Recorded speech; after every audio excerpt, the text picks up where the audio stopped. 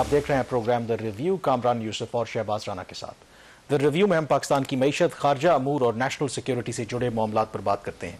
अगर आप तनख्वाहदार हैं तो आपके लिए अच्छी खबर नहीं है, क्योंकि IMF ने हुकूमत पाकिस्तान को ये तजवीज़ दी है कि जो तनख्वाहदार तबका है पहले ही टैक्सों के बोझ तले दबा हुआ है, उन पर मज़ीद टैक्सों का बोझ डाला जाए। क्या हुकूमत पाकिस्तान IMF की इस तजवीज़ पर अमल करेगी, और आखिर ये तजवीज़ है क्या, और अगर उस पर अमल दरामद होता है तो आपको मज़ीद कितना, यानी कि वो जो सैलरीड क्लास है, कितना टैक्स अदा करना पड़ेगा। तो शहबाज, इससे पहले कि आप इस की तफसील बताएं कि ये IMF की तजवीज़ क्यों और किस वजह से उन्होंने दी और गवर्नमेंट क्या सोचती है। मतलब मैं 2 दिन पहले हुए कतर से वापस आया हूँ, वहाँ पर एक दोहा ग्लोबल फोरम था, और कतर आपको पता है, क्योंकि मैं टैक्स का नाम सुन के इसीलिए मुझे चिढ़ हो रही है, क्योंकि अभी भी मैं कतर से आया हूँ। कतर आपको पता है कि टैक्स फ्री कंट्री है। आपकी 10 लाख तनख्वाह है या 10 करोड़ तनख्वाह है, आपको टैक्स अदा नहीं करना पड़ता। और इंटरेस्टिंगली, क्योंकि हुकूमतें तो टैक्स लेती हैं ना, कि आपको रिटर्न करती हैं, जो आपको फैसिलिटेट करती हैं हेल्थ, एजुकेशन और बाकी जो आपकी सिक्योरिटी है, सोशल सिक्योरिटी, वहाँ पे टैक्स भी नहीं है। लेकिन जो रियासत है वो तालीम भी फ्री है, हेल्थ भी फ्री है, और दुनिया जहाँ की फैसिलिटीज़ भी आपको देते हैं।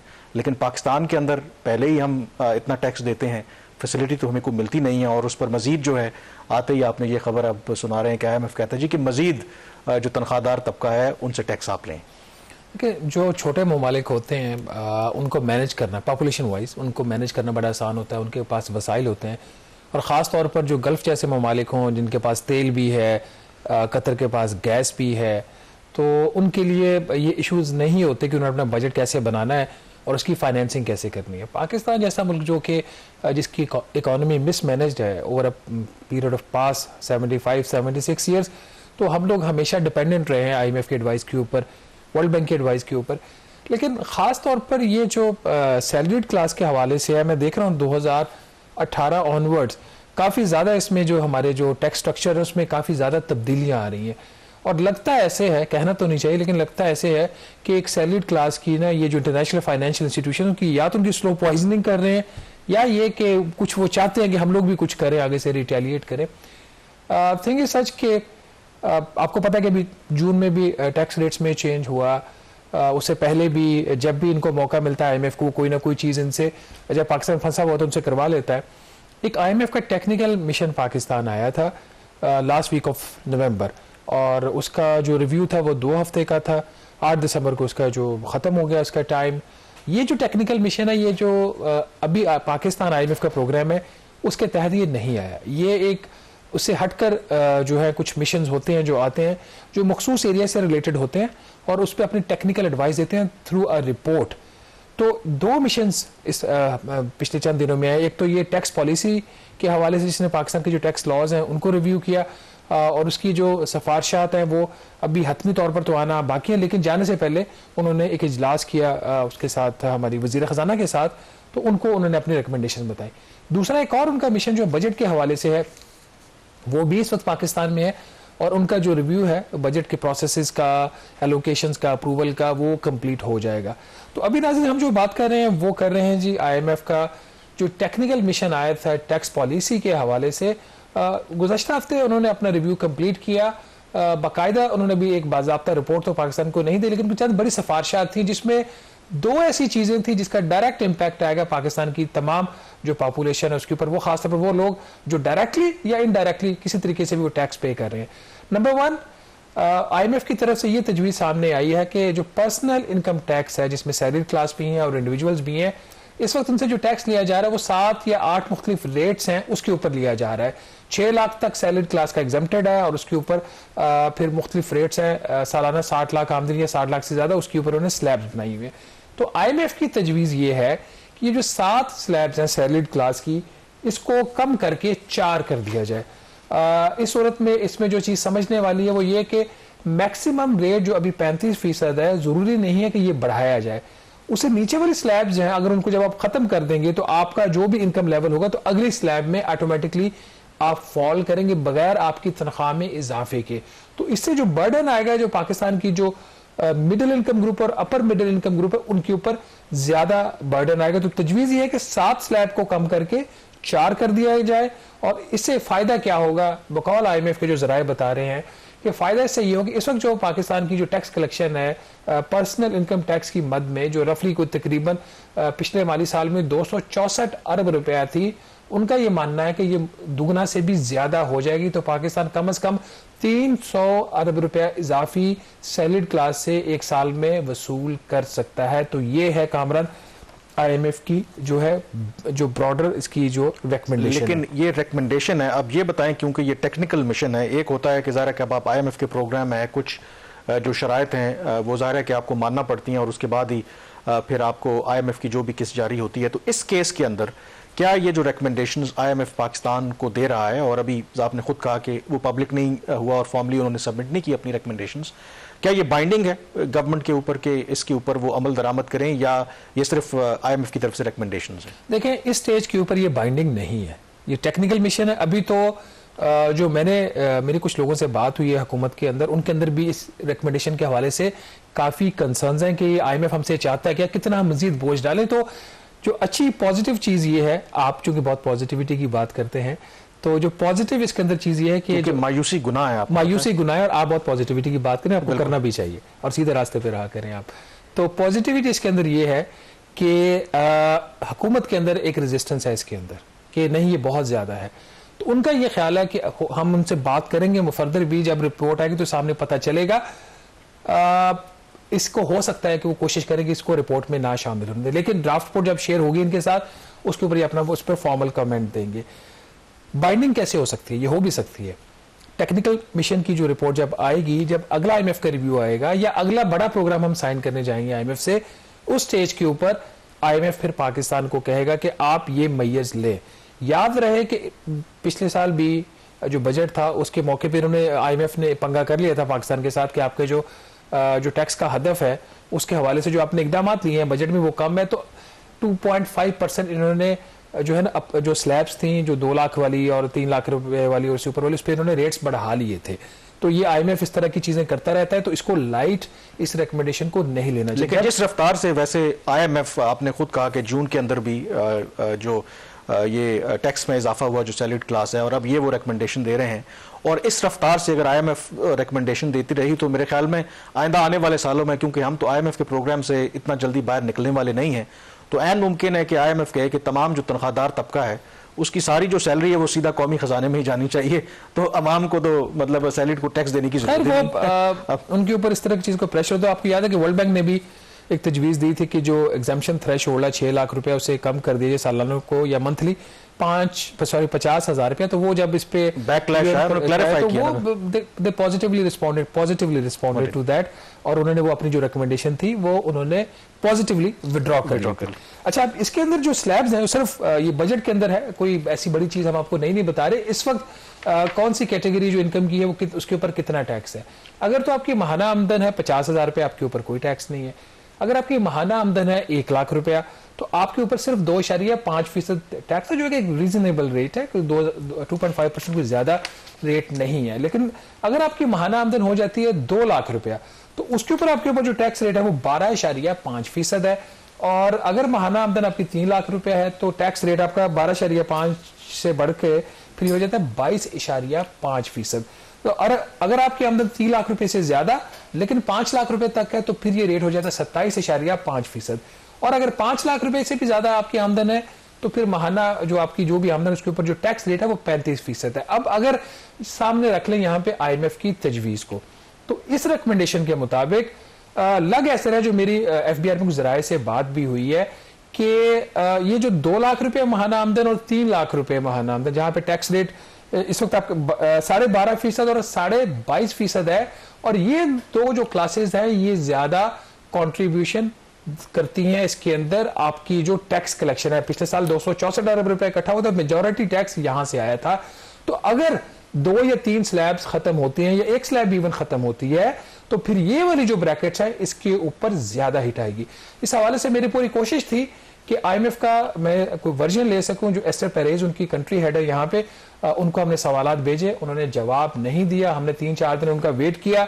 जो FBR के स्पोक्स पर्सन हैं आफाक कुरैशी साहब, उनसे बात हुई, उन्होंने कहा जी कि अब इस वक्त तक हमारे पास कोई बाकायदा उनकी रिपोर्ट नहीं है तो कमेंट नहीं कर सकते, लेकिन उनका जी FBR ने हमारे IMF ने हमारे टैक्स रेट्स और लॉज को रिव्यू जरूर किया है।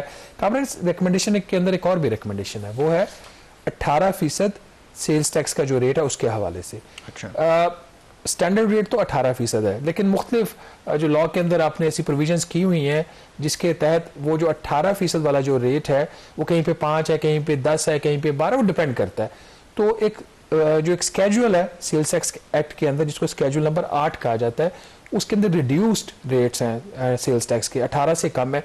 तो IMF की तजवीज़ ये है कि ये जो 18% से कम रेट्स हैं इसको बढ़ाकर भी 18% किया जाए, मतलब क्रॉस द बोर्ड कर दिया जाए। Cross the board. जो मैंने शुरू में कहा था कि जो डायरेक्ट टैक्स दे रहा है उसके ऊपर भी बर्डन आएगा इनकम टैक्स वाला, और जो इनडायरेक्ट टैक्स दे रहा है सेल्स टैक्स, इनडायरेक्ट टैक्स और ये जो सेल्स टैक्स है ये होता ही रिग्रेसिव टैक्स है, क्योंकि इसमें एक जो ये भी बढ़ जाएगा, अमीर शख्स है वो भी 18% टैक्स दे रहा है, एक जो बेचारा गरीब शख्स है पानी की अगर एक बोतल भी खरीदता है उसको भी 18% अदा करना पड़ता है।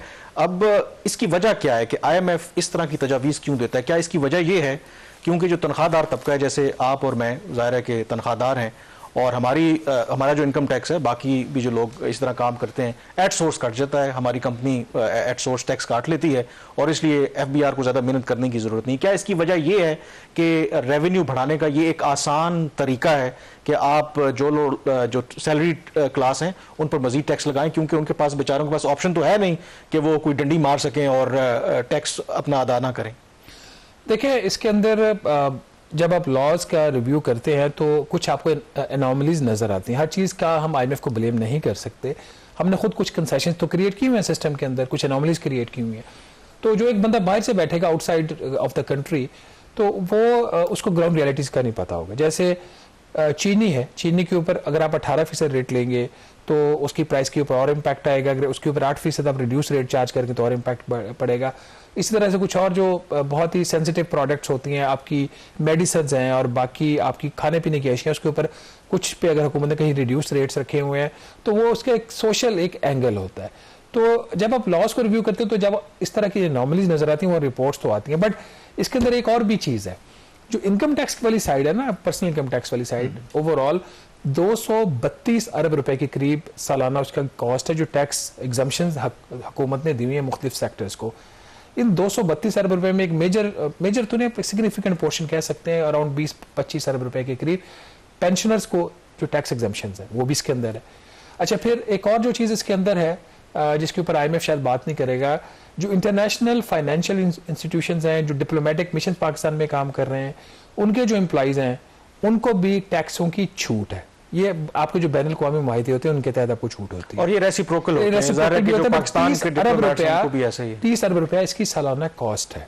तो फिर जो वर्ल्ड बैंक, ADB और IMF जिस किस्म की तजावीज़ देता है, उनके अपने लोग भी एग्जम्प्टेड है फिर टैक्स से, तो फिर उधर भी थोड़ी तवज्जो कर ले कि एटलीस्ट जो नॉन रेजिडेंट हैं उनके तो आप समझ आते हैं कि आपने उनको एग्जेम्पशन दी है, तो जो रेजिडेंट पाकिस्तानीज हैं काम कर रहे हैं तो दूसरा ऑप्शन ये है कि हमें ये नौकरी छोड़ के कोई IMF या वर्ल्ड बैंक की नौकरी कर लेनी चाहिए। आइडिया बुरा नहीं है, तो अच्छे पैसे ही मिलेंगे और टैक्स भी नहीं कटेगा। यहाँ पे ब्रेक लेंगे, ब्रेक के बाद ये टैक्स वाले मामले पे ही बात करेंगे और कि FBR में जो रिस्ट्रक्चरिंग की बात हो रही है वो मामला कहाँ तक पहुंचा है। ब्रेक के बाद इस पर बात करेंगे।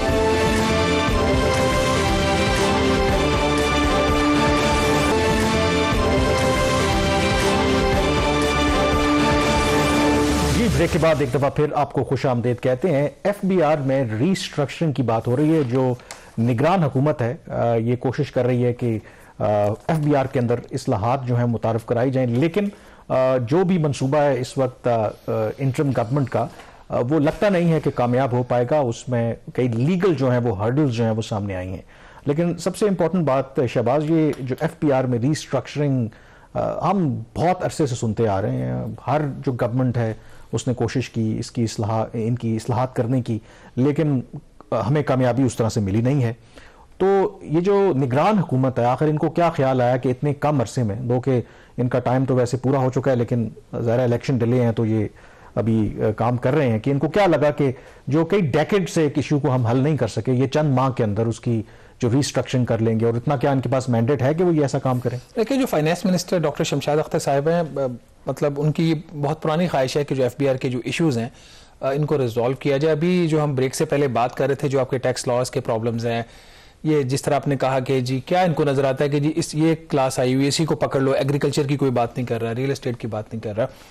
एक व्यू ये पाया जाता है ऑफिशियल सर्कल्स में कि एफबीआर की जो इस वक्त जो पॉलिसी है और ऑपरेशन दोनों, टैक्स लगाना मंजूरी तो वो पार्लियामेंट देती है, लेकिन वो पॉलिसी सारी एफबीआर ही बनाता है और वही बाय एंड लार्ज पार्लियामेंट से अप्रूव भी होती है। टैक्स लगाना और फिर उसको इकट्ठा करना, ये दोनों जो काम है ये एफबीआर के पास है। तो एक व्यू ये है कि अपना शॉर्ट टर्म जो टैक्स कलेक्शन का जो ऑब्जेक्टिव होता है कि टैक्स इकट्ठा करना है, आपके अहदाफ होते हैं, IMF से कता कलामी हो रही है दुनिया में, बेस्ट प्रैक्टिस क्या है? क्या पॉलिसी और ऑपरेशन मोस्टली इदारा कर रहा होता है या सेपरेट? नहीं, ये अब सेपरेशन की बात हो रही है, क्योंकि आप वही बात है ना कि आपको पता है कि आपका टारगेट अचीव नहीं हो रहा, तो आपको ऐसा टैक्स मेजर प्रपोज कर दो जो एंटी ग्रोथ हो, एंटी एक्सपोर्ट हो, इस किस्म की जब चीजें होती है तो एफबीआर का जो व्यू होता है नॉर्मली, या किसी भी टैक्स अथॉरिटी का, वो अपनी कलेक्शन देखेगा, उसका जो overall impact on the economy है उसके ऊपर ऐसा फोकस नहीं किया जाता। तो ये एक, अगर इसको अलहदा करने में मेरा नहीं ख्याल कि इसमें कोई प्रॉब्लम है, but this is a good initiative. इसके अंदर मसला क्या आ जाता है? मसला ये आ जाता है कि क्या जो निगरान हुकूमत है वो कर सकती है विद ऑल सिंसियरिटी, क्या उसका ये मैंडेट भी है कि इसके अंदर बड़ी फंडामेंटल लीगल चेंजेस है, एडमिनिस्ट्रेटिव चेंजेस है, और इन हालात के अंदर तो ये जो है हो सकेगा भी या नहीं हो सकेगा। और फिर जब ब्यूरोक्रेसी भी उसको रेजिस्ट कर रही हो, क्योंकि डेफिनेटली जब आप एक एग्जिस्टिंग जो एक स्टेटस को होता है उसके बहुत सारे बेनिफिशियरीज होते हैं, बोनाफाइडी भी, तो उस सारी सूरत हाल में इसको चैलेंजेस आने थे, बट इतने सीवियर जो चैलेंजेस आ रहे हैं, अब काफी चीजें जो है वो आगे बढ़ गई हैं। अच्छा, इसमें एक बात जो आप मैंडेट की बात कर रहे हैं, देखें जो इलेक्शन एक्ट में हमने जो तरमीम की थी जो पिछली पार्लियामेंट ने, उसमें ये इख्तियार तो निगरान हुकूमत को दिया गया था कि जो एग्जिस्टिंग जो भी प्रोजेक्ट्स हैं या जो भी फैसले हैं उसके ऊपर वो फैसला कर सकते हैं। बट ये क्या एग्जिस्टिंग प्रपोजल था, ये पिछली गवर्नमेंट करके गई थी, या ऑल टुगेदर? अगर तो ये ऑल टुगेदर इनका इनिशिएटिव है तो फिर तो अगर आपने इलेक्शन एक्ट में तरमीम भी की है फिर भी इनका मैंडेट नहीं बनता, क्योंकि कोई नया इनिशिएटिव तो ये नहीं ला सकते। नहीं, ये पिछली हुकूमत का इसके ऊपर कोई सोच नहीं थी, बल्कि मैं आपको यहाँ पे खबर भी देता हूँ, पिछली हुकूमत तो पीडीएम की थी ना, और उसमें पीएमएलएन ही ड्राइविंग सीट के ऊपर थी।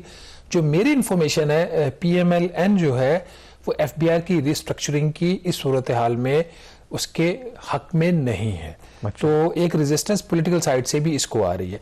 तो एग्जिस्टिंग है ये, ये एग्जिस्टिंग प्रोजेक्ट नहीं है, ये न्यू इनिशिएटिव है, इसलिए इसको एज सच एक वो वाला एक जो आप कह सकते हैं इनका लीगल मैंडेट है वो भी नहीं है। तो कोशिश ये हो रही है कि बजाय कि लॉज को चेंज किया जाए, एग्जिस्टिंग लॉज के अंदर रहते हुए ही किसी न किसी किस्म की कोई रिस्ट्रक्चरिंग कर दी। नाज़रीन, पिछले महीने एक प्राइम मिनिस्टर के पास भी मीटिंग हुई थी और हमने उसके हवाले से खबर भी की थी कि जो प्राइम मिनिस्टर को जब ये रिस्ट्रक्चरिंग प्लान पेश हुआ था तो उसकी जो मंजूरी थी वो प्राइम मिनिस्टर ने नहीं दी थी। उसमें 4 बड़ी चीजें थी जो हुकूमत उस वक्त भी करना चाह रही थी और आज भी करना चाह रही है, बट कुछ तय नहीं पा रहा। और अब जो लेटेस्ट डेवलपमेंट है वो भी हम आपको बताते हैं। एक नेशनल टैक्स अथॉरिटी बनाना थी, पीएम ने कहा कि नहीं, अभी इसको रुक जाएं, इसमें कॉन्स्टिट्यूशनल इश्यूज आ जाएंगे, क्योंकि जो प्रोविंशियल टैक्सेस हैं वो अगर आप उसको इंटीग्रेट करेंगे, फेडरल टैक्स अथॉरिटी के अंदर लेके आएंगे या नेशनल टैक्स अथॉरिटी के अंदर लेके आएंगे तो वो आप नहीं कर सकते, ये एक बड़ा काम होगा। दूसरा इशू ये था जो कि अब वो एक क्रॉनिक किस्म की एक प्रॉब्लम भी बनने जा रही है अगर इसको फौरी तौर पर एड्रेस ना किया गया या इसको पुश किया गया। जो एफबीआर के ऑपरेशंस हैं और जो उसकी पॉलिसी है जो कि रेवेन्यू डिवीजन ही जिसको अभी रेगुलेट कर रही है उसको अलहदा करना, इस वक्त चेयरमैन एफबीआर और सेक्रेटरी रेवेन्यू डिवीजन दोनों जो होते हैं वो एक ही शख्स के पास होते हैं, जो इस वक्त अमजद जुबैर टवाना साहब हैं, इनलैंड रेवेन्यू सर्विस के वो ऑफिसर हैं। तो प्लान ये है और प्रपोजल भी है कि एफबीआर के पास से ये पॉलिसी का ऑप्शन जो है वो वापस ले लिया जाए और ये जो फंक्शन है एक नई टैक्स पॉलिसी डिवीजन बनाकर उसको दे दिया जाए। इसके हवाले से जो लेटेस्ट डेवलपमेंट है वो ये है कि एफबीआर का ये ख्याल है कि जो मौजूदा 2 कानून है आपके, या एक कानून है आपका एफबीआर एक्ट 2007 और दूसरा जो रूल्स ऑफ बिजनेस जो है 1973 के, उसके तहत उनके बकौल ये जो फंक्शन है ये एफबीआर से वापस नहीं लिया जा सकता। एक एक्सक्लूसिव जो उनका ये ख्याल है कि रेवेन्यू डिवीजन जो ये वाला जो फंक्शन है अपने अटैच डिपार्टमेंट एफबीआर के जरिए एडमिनिस्ट्रेट कर रहा है, तो आप इसको हमसे वापस नहीं ले सकते। तो इसके ऊपर जब डिस्प्यूट पैदा हुआ तो अब एफबीआर ने बाकायदा तौर पर जो लॉ मिनिस्ट्री है उससे गाइडलाइंस मांगी है कि क्या ये काम हो भी सकता है या नहीं। हमारी इतलात ये है कि लॉ मिनिस्ट्री की कुछ ऐसे व्यूज आ रहे हैं कि ये काम हो सकता है, लेकिन अभी भी एफबीआर का ये मानना है कि ये काम नहीं हो सकता। कामरान, इसके अंदर जो एक जो कंटेंटुअस इशू बनता जा रहा है वो है एक नई चीज, और वो कि अभी एक फेडरल बोर्ड ऑफ रेवेन्यू है जिसके अंदर दो सर्विसेज काम कर रही हैं। एक इनलैंड रेवेन्यू सर्विस है जो आपके डोमेस्टिक टैक्सेस हैं, income tax, sales tax, federal excise duty, वो इकट्ठा करते हैं। दूसरी सर्विस है जिसका नाम है कस्टम्स डिपार्टमेंट। जो कस्टम सर्विस है वो कस्टम जो है इंपोर्ट टैक्सेस, इंपोर्ट से रिलेटेड चीजें, एंटी स्मगलिंग ड्राइव, इस किस्म की चीजों को वो लीड करते हैं। तो अब एक प्रपोजल पुश किया जा रहा है from the people belonging to the custom service के कस्टम्स का बोर्ड एक अलहदा बना दिया जाए। मतलब एफबीआर को भी अगर पॉलिसी भी आप ले लेते हैं उसके अलावा भी उसको दो हिस्सों में तकसीम कर दिया जाए, कस्टम बोर्ड अलहदा और इनलैंड रेवेन्यू सर्विस बोर्ड अलहदा बना दिया जाए। इसके ऊपर भी जो है काफी ज्यादा विद इन द मशीनरी जो है एक रेजिस्टेंस पाई जाती है। उसमें कुछ उसके ऐसे फंक्शन हैं जो कि इनलैंड रेवेन्यू सर्विस उनको देना नहीं चाह रहे, और दूसरा इसके अंदर कहा यह जा रहा है कि ये वाला काम तो लीगल चेंजेस के बगैर हो ही नहीं सकता, एक नया दायरा खड़ा करना इटसेल्फ बन जाता है। तो इसको भी काफी opposition from within the FBR आ रही है। देखिए, एफबीआर जाहिर है कि इसका मतलब है कि कोई भी जो एग्जिस्टिंग इदारा होता है वो तो स्टेटस को ही पसंद करते हैं, बट यू थिंक कि अगर जेन्युइनली ये सेपरेट कर दिया जाता है पॉलिसी और ऑपरेशंस दोनों एफबीआर की, तो this can make a difference. I think check and balance होना भी जरूरी है। जरा कि पॉलिसी अगर एक इदारा बनाएगा, इंप्लीमेंट उसको दूसरा करेगा, तो उससे जो हमारा एक फरसूदा जो टैक्स का निजाम है उसमें बेहतरी आने का इम्कान है। This is the way forward. देखिए, मैं इसकी फेवर में हूं इन प्रिंसिपल। जैसे पहले जो कस्टम की पॉलिसी थी वो होती थी आपके पास, जो टैरिफ से रिलेटेड वो एफबीआर के पास होती थी।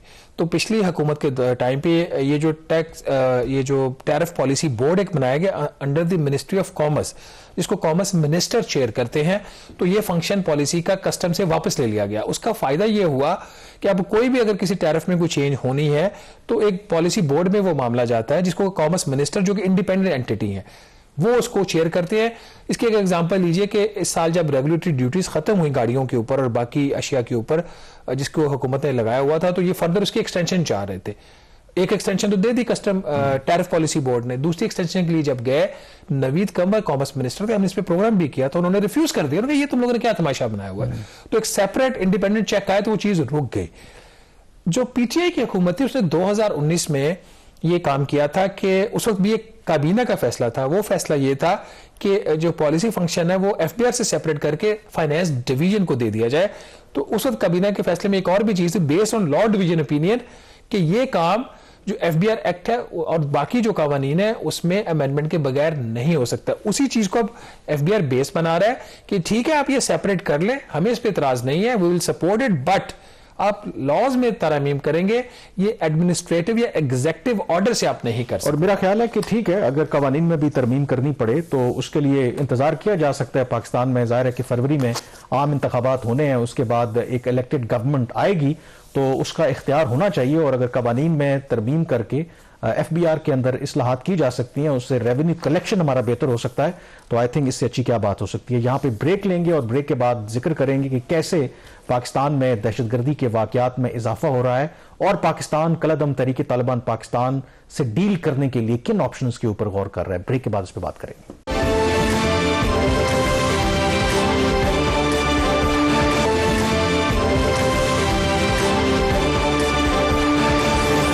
ब्रेक के बाद एक दफा फिर आपको खुशामदीद कहते हैं। दहशतगर्दी के वाकयात मुसलसल पाकिस्तान में हो रहे हैं। 12 दिसंबर को हमने देखा कि डेरा इस्माइल खान में आर्मी के एक मरकज पर दहशतगर्दी का हमला हुआ, जिसके नतीजे में 23 जो पाकिस्तानी जवान हैं वो शहीद हुए।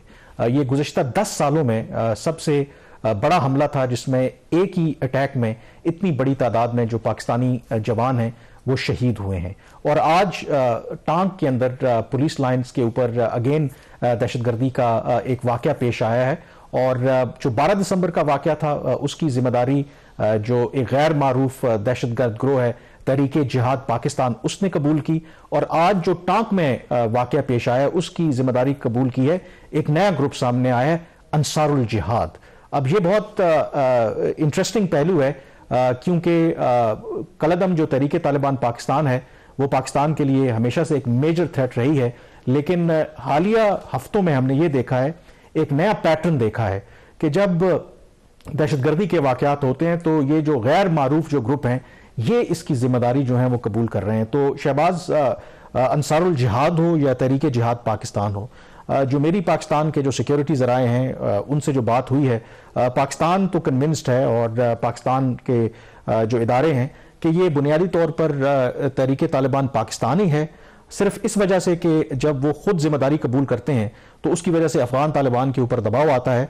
तो ये अब मुख्तलिफ नाम तब्दील कर कर हमले टीटीपी ही कर रही है, लेकिन जिम्मेदारी जो है वो अननोन ग्रुप्स के ऊपर डाल रहे हैं। लेकिन पाकिस्तान जो है इज एब्सोल्युटली क्लियर कि इन नए ग्रुपों के पीछे छुपकर ये टीटीपी ये नहीं कह सकती कि वो ये हमले नहीं कर रहे।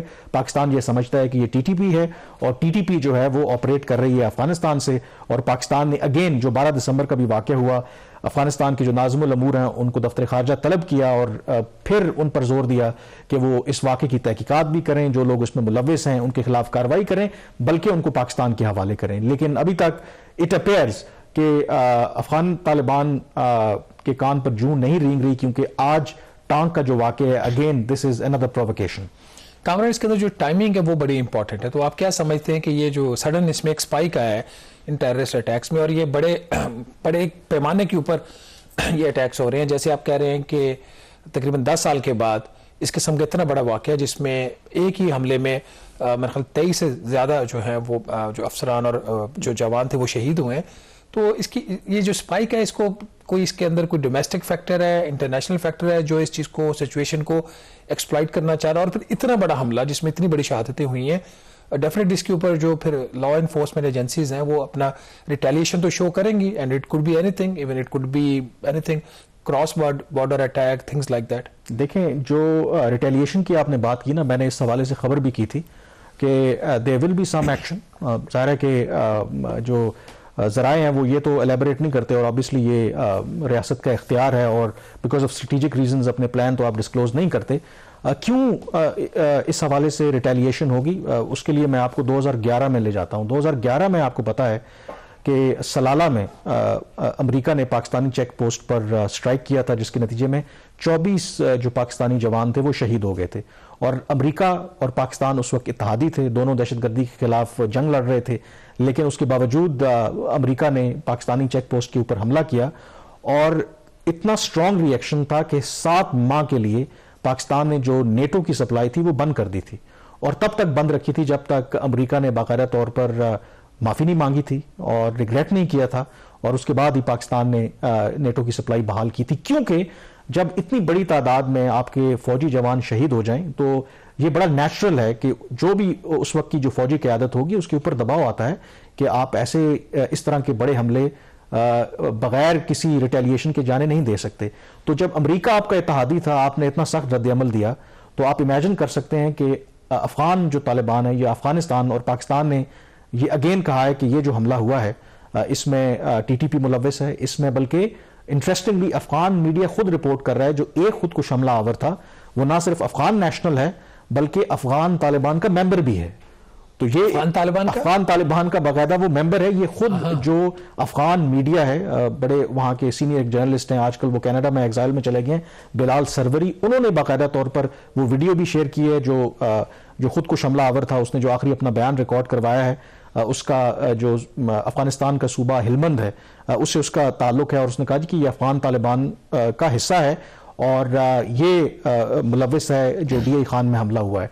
तो इस बैकग्राउंड को सामने रखते हुए I would be really surprised कि अगर इतने इस बड़े वाक़े के बाद पाकिस्तान की तरफ से कोई रद्द-ए-अमल नहीं आएगा। वो कब आएगा? इसकी जो टाइमिंग है, मतलब इसमें फैक्टर्स क्या हैं? ठीक है, रद्द-ए-अमल पाकिस्तान देगा, उसको देना भी चाहिए, अगर इसको टेरिटोरियल इंटीग्रिटी के ऊपर जो फोर्सेस हैं उनकी प्रोटेक्शन सब कुछ अपनी जगह पे है।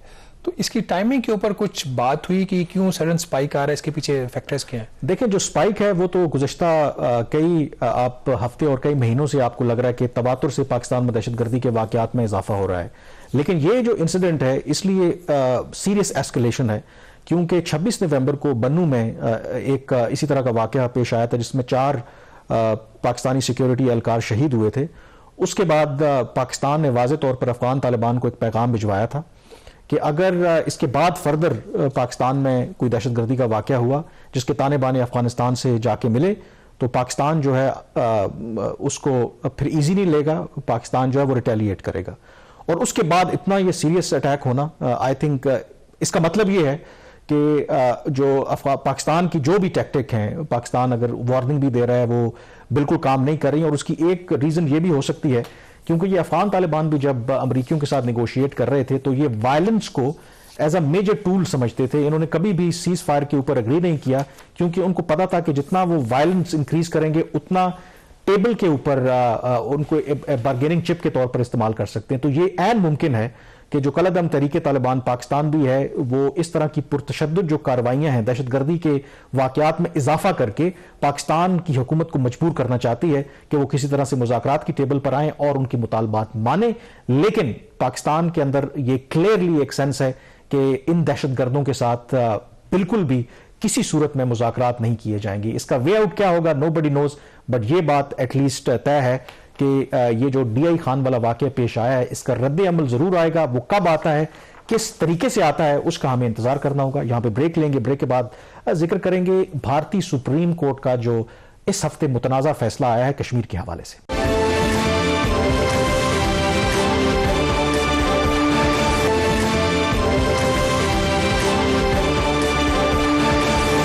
ब्रेक के बाद एक दफा फिर आपको खुश आमदेद कहते हैं। इस हफ्ते भारतीय सुप्रीम कोर्ट की तरफ से एक मुतनाज़ा फैसला सामने आया है। आपको पता है कि 5 अगस्त 2019 को जो भारतीय हुकूमत ने कश्मीर की खुसूसी हैसियत ख़त्म की थी, उसके बाद इस इकदाम को सुप्रीम कोर्ट में चैलेंज किया गया था और कई अर्सा तक इसके हवाले से समाअत होती रही। और फिर इस हफ्ते की शुरू में हमने देखा कि भारतीय सुप्रीम कोर्ट की तरफ से बाकायदा इस पर फैसला सुनाया गया और फैसला इन नटशेल ये था कि उन्होंने भारतीय हुकूमत और भारतीय पार्लियामेंट के इस फैसले पर मोहर लगा दी है। और उनका ये मानना है कि ये जो आर्टिकल 370 था ये एक टेम्पररी अरेंजमेंट था और उन्होंने एक लिहाज से जो मोदी सरकार की पॉलिसी थी कश्मीर को लेकर के उसको उन्होंने इंडोर्स कर दिया। हाँ, ये ज़रूर है कि अपने उस फैसले में ये कहा है कि जो रियासत की हैसियत है मकबूजा कश्मीर की उसको बहाल किया जाए और वहाँ पर 2024 तक इंतखाबात करवाए जाएं। लेकिन शहबाज, इस फैसले के बाद जो इंटरेस्टिंगली एक अगर आप इंडिया के पर्सपेक्टिव से देखें, क्योंकि जो भी भारतीय पार्लियामेंट ने अपने कानून में तरमीम की थी 5 अगस्त 2019 को और उसके बाद ये भारतीय सुप्रीम कोर्ट का फैसला जो भारतीय हुकूमत है उसको अपनी एक मॉरल और लीगल विक्ट्री करार दे रही है और वो समझते हैं कि अब जो है बाकायदा तौर पर जो मकबूजा कश्मीर है वो भारत का हिस्सा बन गया। और इंटरेस्टिंगली आपको पता है कि भारतीय वज़ीर आज़म ने इस फैसले पर जो रद्द अमल दिया, उन्होंने ज़ाहिर अंग्रेजी और हिंदी में तो ट्वीट किया ही, उन्होंने बड़ा लंबा चौड़ा एक ट्वीट जो है वो उर्दू ज़ुबान में भी किया। ये बहुत रेयर है क्योंकि उर्दू में वो ट्वीट नहीं करते और उर्दू में ट्वीट करने का मतलब यही है कि उन्होंने सीधा सीधा पाकिस्तान को और पाकिस्तानी अवाम को ये पैगाम दिया है कि देखो भाई, कश्मीर पर तो हमने अपना जो कब्जा है वो पक्का कर लिया है, आपने जो करना है वो कर लें। तो क्या फिर हमारे पास भी तो ऑप्शन है कि हम आज़ाद कश्मीर को भी हम बाकायदा तौर पर और गिलगित बल्तिस्तान को भी बाकायदा तौर पर पाकिस्तान का हिस्सा बनाए? ठीक है, उसके ऊपर एक जो आर्गुमेंट आता है कि जो अगर करेंगे तो फिर तो भारत हमेशा से तो यही कहता आ रहा है कि जो लाइन ऑफ कंट्रोल है आप उसको इंटरनेशनल बॉर्डर तस्वर करें और जो कश्मीर आपके पास है वो आप ले लें, जो हमारे पास है वो हम ले लें। इसके अलावा तो पाकिस्तान का इसके अलावा कोई ऑप्शन है क्या? प्रैक्टिकली दोनों ममालिक एक दूसरे से छीन सकते हैं? नहीं छीन सकते। दोनों ममालिक जो है वो न्यूक्लियर पावर्स है। तो इसका देखें, ये तो आप एक अनपॉपुलर और एक रियलिस्टिक वो बात कर रहे हैं, लेकिन जाहिर है कि पाकिस्तान जो है, कोई भी पाकिस्तान की गवर्नमेंट ये तो नहीं कहेगी क्योंकि इस वाक़े के बाद भी और ये एक रियलिटी भी है कि सरताज अजीज साहब के की सरबराही में एक कमेटी बनी थी जो गिलगित बल्तिस्तान की जो रिफॉर्म्स थी उसके हवाले से, तो प्रोबेबली उस वक्त ये जो रिकमेंडेशन थी या इंटरनल डिस्कशन थी वो इस वजह से ड्रॉप हो गई थी कि यूएन सिक्योरिटी काउंसिल वाला और जो सारा प्रॉब्लम। बट आप कब तक माजी में रहेंगे?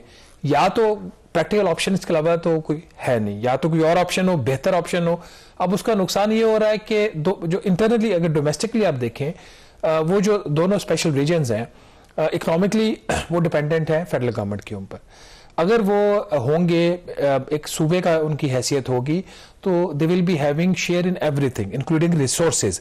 अभी जो रिसोर्सेज जा रहे हैं 4 सूबों को, वो उनको भी जाएंगे, उनकी डेवलपमेंट होगी। लेकिन लीगल इसकी इम्प्लीकेशंस क्या है, इंटरनेशनल कन्वेंशंस के हवाले से क्या इम्प्लीकेशंस हैं, वो लॉ एक्सपर्ट जानते हैं, आप फॉरेन पॉलिसी को कवर करते हैं, आप जानते हैं, बट इसका जो फायदा होगा ना, इसकी जो रूलिंग आ गई, आई डोंट नो, ये चैलेंज फैसला हो भी सकता है, रिव्यू में जा भी सकता है, वहां पे कोई या जाएगा, बट अनडू तो नहीं करेंगे। इंडियन प्राइम मिनिस्टर है, आपको पता है वो अगले साल उनके भी इंतखाबात हो रहे हैं, तो he may be making a come back for the third time. नहीं, लेकिन इसका जो आप फायदे की वो बात कर रहे हैं ना, I think let's look at it this way कि ये हमारी बहुत बड़ी नाकामी है। कश्मीर की अगर आप बात करें, हमारे पास ऐसे मौके थे, लेट्स एक्सेप्ट द फैक्ट कि जब हम कश्मीर पर बहुत बेहतर डील कर सकते थे। एक वक्त था जब भारत को इतना ताकतवर मुल्क नहीं था, मुआशी एतबार से इतना स्टेबल नहीं था, अमेरिका को उस तरह से जरूरत नहीं थी भारत की, चीन राइज नहीं कर रहा था। अब सारे डायनामिक्स बदल गए हैं। तो अगर पाकिस्तान के पास एक मौका था तो शायद आज से 20-25 साल पहले, इवन मैं ये कह सकता हूं कि 2003 से 2007 तक जो आपका पीस प्रोसेस चलता रहा, वहां पर भी एक अपॉर्चुनिटी थी। अभी भी एक अपॉर्चुनिटी आ सकती है ऐसे 15-20 साल के बाद। उसी सूरत में पॉसिबल है कि आज पाकिस्तान आज के दिन से फैसला कर ले कि हमने पॉलिटिकली, इकोनॉमिकली हमने स्टेबल होना है, हमने अपनी इस्लाहात करनी है, हमने सिस्टम्स को इन प्लेस करना है, हमने आर्बिट्रेशन से मुल्क नहीं चलाना। तो आज से 10-15 साल बाद आप इस पोजीशन में हो सकते हैं। ये जो मशवरा है, ये जो बराबरी के ऊपर बात कर सकते हैं, ये जो मशवरा है ना कि हमेशा जो पाकिस्तान के दोस्त ममालिक हैं, मसलन चीन के भी डिस्प्यूट्स हैं भारत के साथ, बाकी जो नेबरिंग कंट्रीज के साथ, लेकिन कभी भी उन्होंने अपने इस तरह के जो डिस्प्यूट्स हैं अपनी तरक्की की राह में उन्होंने कभी रुकावट नहीं बनाया। चीन हो, इवन पाकिस्तान के अब जो अरब दोस्त ममालिक हैं, वो प्राइवेटली पाकिस्तान को यही मशवरा देते रहे हैं कि कश्मीर पर आप अपना मौकफ बिल्कुल ना छोड़ें, जो भी आपका असूली मौकफ है उसको कायम रखें, लेकिन आपको फोकस करना चाहिए अपना हाउस इन ऑर्डर करने में। जब आप मुआशी एतबार से, जब आप सियासी एतबार से मजबूत होंगे तो यकीनी तौर पर फिर मुज़ाकरात की टेबल पर बैठकर आप बेहतर बारगेन कर सकेंगे। तो शायद इस मौके के ऊपर हमें एक रियलिस्टिक व्यू लेते हुए, while sticking with our principle position, मेरा ख्याल है कि एक स्ट्रैटेजी को बदलने की जरूरत है। और अगर हम, जैसे शहबाज ने कहा, कि मुआशी एतबार से अपने आप को एक मजबूत कर लेते हैं, अपनी जो बरामदात है उसको बढ़ा लेते हैं, अपने जो इंडस्ट्रियल ग्रोथ इस मुल्क में आ जाती है, अपने पांव पे खड़ा हो जाते हैं, IMF से जान छुड़ा लेते हैं, और जो डिपेंडेंस है हमारी दूसरे मुल्कों के ऊपर उसको कम कर लेते हैं, तो definitely there will be an opportunity जहां पर हम भारत के साथ अक्रॉस द टेबल बैठकर कश्मीर के हवाले से बेहतर बारगेन कर सकते हैं। प्रोग्राम द रिव्यू से इतना ही। मुझे कामरान यूसुफ और शहबाज राना को इजाजत दीजिए। अल्लाह हाफ़िज़।